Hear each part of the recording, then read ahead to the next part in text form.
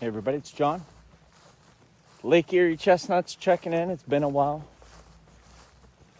The trees are leafing out, and we're waiting to see what kind of bloom we'll get this year. We usually bloom right around that July 4th date.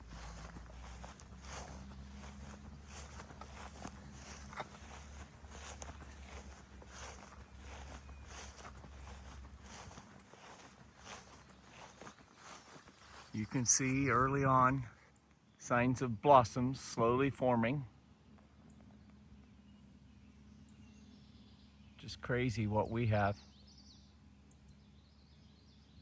compared to you guys farther south where you already bloomed and have burrs. But we talked about our late frost that happened a couple years ago, that we lost our internal branching. You can see some of those dead internal branches. That's just my term for them, but you can see it's starting to fill in. The tree doesn't look as empty, but you see some of those that are holdovers from a couple of years ago when we had a late frost.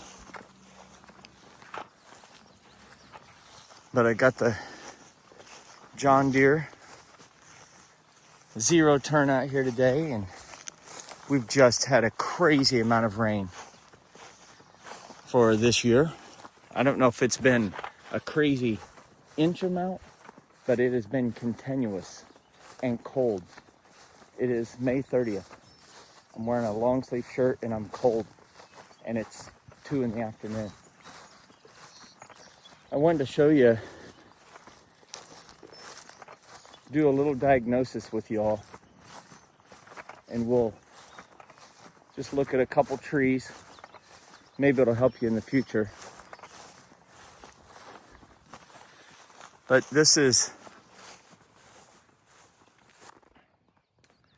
you can see that part of the orchard looks really strong. It's hard to see against the other green contrast here, but everything up on top of the hill looks good. But we have a soil type change that occurs at a diagonal across this orchard, and it affects things a lot. That's why I always tell folks chestnuts don't like wet feet, because there is a soil change that these trees have a different soil type. It comes across diagonally, and look at the difference once you get to the heavier clay that just stays wet. Look at that. It's just dead tree, dead tree, dead tree, dead tree. Now there may be some trying to fight there, but it's just not as strong in that part of the orchard. And the grass is even different. It's really thick bladed kind of orchard grasses, and it stays greener because the soil holds more moisture. You can see again down there just a significant number of trees that are dead. So that's too wet. If I planted everything up high, I'd be good. Then we got another problem. You see all of our other trees are leafed out, and then we got this tree. And we got several like this. Why is it not leafing out? Well, we can look at the stump, but I can tell you already, the stump is going to look fine. It's going to be just fine. The problem here is a late frost. We always get a Mother's Day frost time frame, and some trees that have handled that before, just for whatever reason, are just in that real tender stage where they get zapped. Most of the trees will survive this, but you can see they were just getting ready to open up there, and then they got zapped. So now that tree has to work on surviving this. And I have about 7 or 8 trees that look like that, and trees next to it that look fine. But overall, 90+% of the trees woke up this spring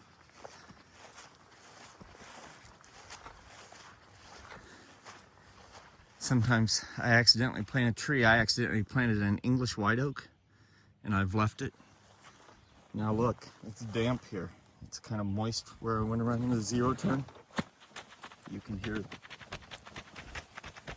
the moisture. But even though they may not prefer it, they definitely tolerate it.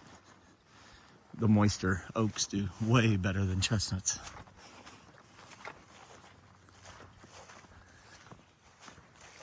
Anyway, just been a little while since I checked in, so thought I'd check in. Orchard looks good. It's all mowed up.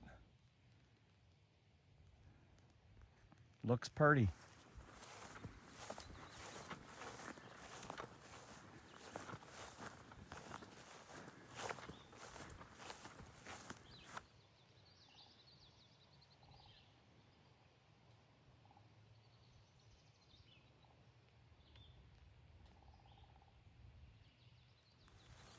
Hope your growing plans are coming along according to schedule.